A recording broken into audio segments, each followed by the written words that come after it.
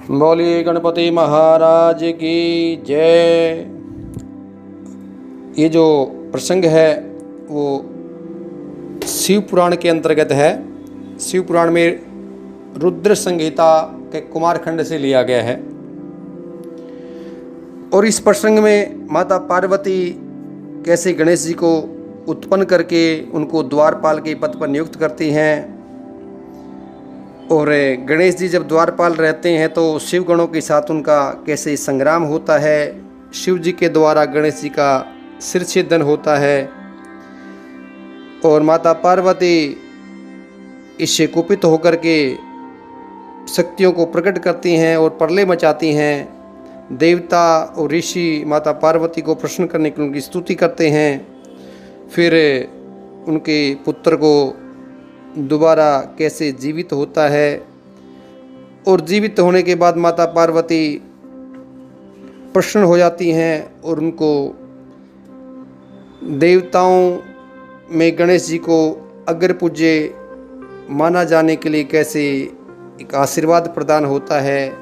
और गणेश चतुर्थी के व्रत का विधान और उसके बाद इस पूरे प्रसंग की फलश्रुति, मतलब ये पूरा प्रसंग सुनने से क्या फल मिलता है,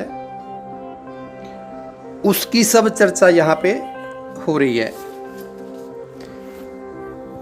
तो बात एक समय की है कि पार्वती जी की जो जया और विजया नाम की दो सखियां हैं, वो जया विजया नाम की सखियां हैं, वो जब सती के रूप में माता पार्वती थी, ये प्रसंग से हट करके जा रहा हूँ मैं, वो वहाँ पर भी उनके साथ ही रहती थी और यहाँ पे माता पार्वती के साथ में भी ये जया विजया नाम की सखियां हैं, वहाँ पे भी हैं। तो विचार करने लगे कि सखी सभी गण तो रुद्र के ही हैं, हमारा तो कोई है ही नहीं और हमारा भी कोई अपना विश्वसनीय होना चाहिए, अपना जैसे बोलते हैं ना, हमारा कोई एक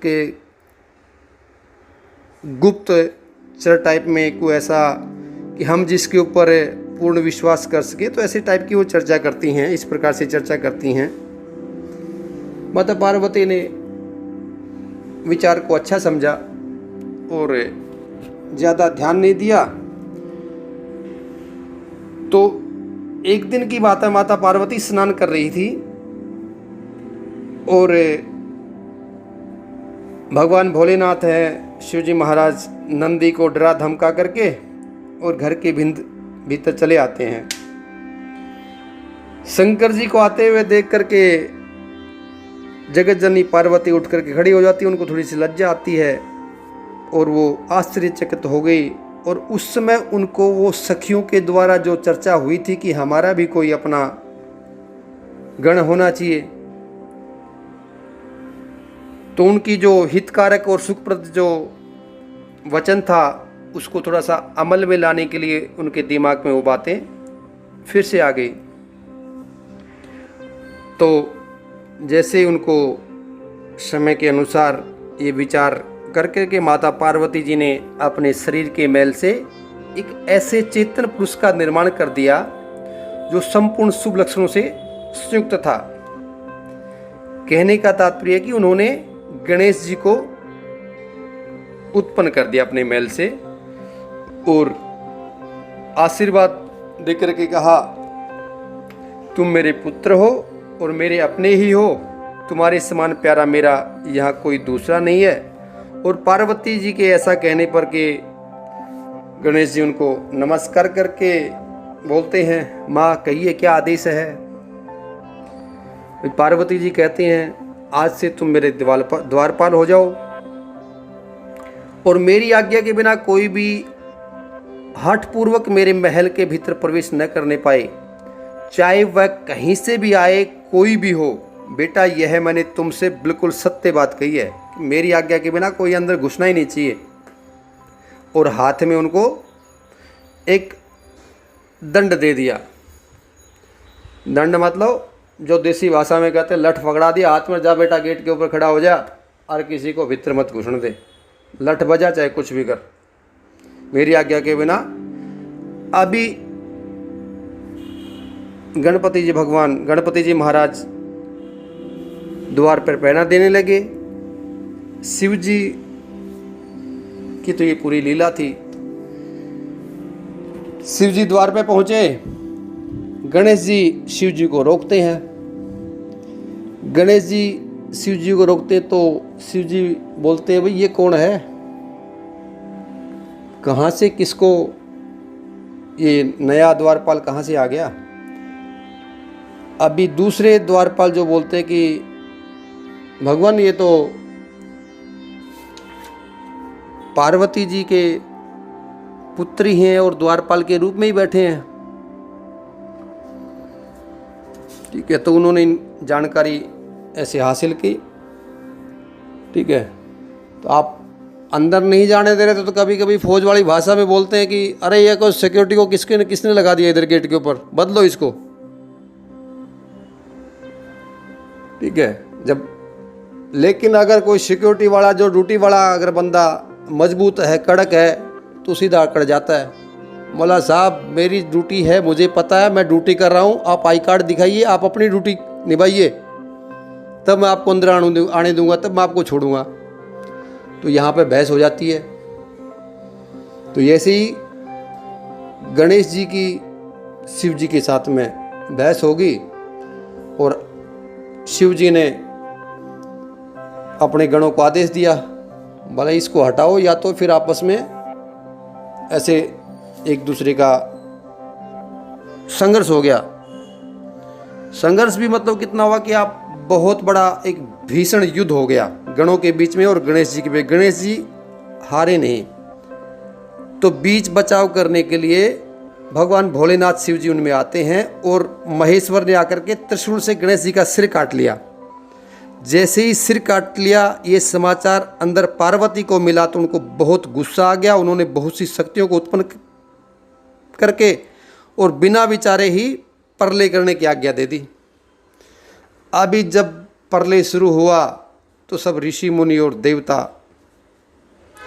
सब के सब एकदम से माता पार्वती के पैरों में गिर गए। माता क्या किया आपने, क्या कर रहे हैं। अब उनकी स्तुति करने लगे।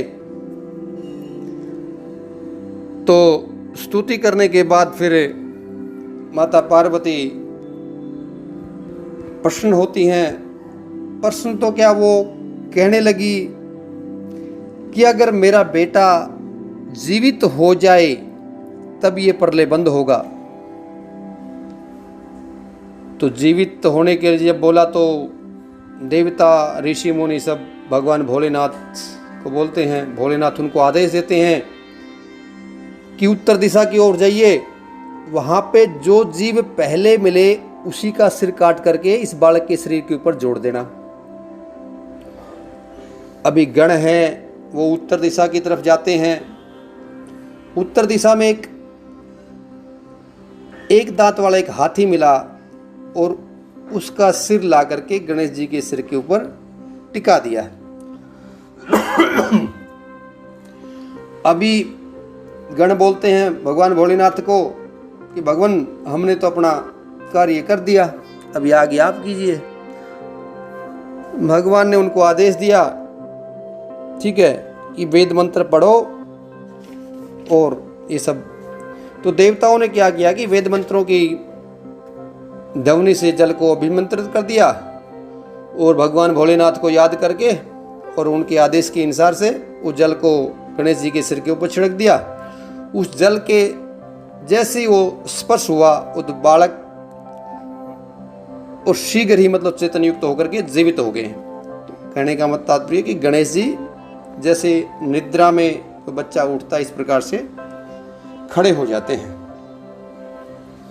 ये सब भगवान की लीला थी। माता पार्वती बच्चे को जीवित होकर के देखा, खुश हो गई। अभी अपने जो समाज में या लोकाचार से एक ऐसा भी चला आ रहा है कि जब बच्चा पैदा होता है तो उसकी माँ है वो बच्चे की तरफ पीठ करके नहीं सोती है। जब उसकी बच्चे की छठी नहीं हो लेती है तो 6 दिन तक पीठ करके नहीं सोती है। उसका कारण यही बताते हैं, क्योंकि वो जो हाथी के बच्चे का जो सिर काट के लाए थे तो हथनी थी, वो पीठ करके सो रही थी। अगर वो अपने बच्चे की तरफ पीठ करके नहीं सोती तो उसकी तरफ ध्यान रखती।